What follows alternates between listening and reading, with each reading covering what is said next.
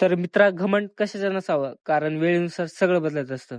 ना फिकर ना शरम ना लिहाज. तर कसं आहे पब्लिक, स्वागत आहे आपल्या एका नवीन मिनी ब्लॉग मध्ये. आणि ते कसं आहे मित्रा माहिती का, आवडणारी प्रत्येक नाती सामावून ठेवा, कारण एकदा हरवली ना गुगल पण शोधू शकणार नाही. तर सध्या आपण एक केडगाव मध्ये, आपल्याला जायचंय कॉलेजला. मग निघालो कॉलेजसाठी. आपल्या सोबत कोणी माहिती का, आपल्या सोबत नाही, आपण त्याच्या सोबत आहे नाही का. तर आज पेपर कोणता माहिती का, आपला फार्माकोलॉजी. आणि बघता बघता आपण कॉलेजला पोहोचतो. बघू शकतात बाहेरून आपलं कॉलेज कसं दिसतं, एकदम व्हाईट कलरचं नाही का.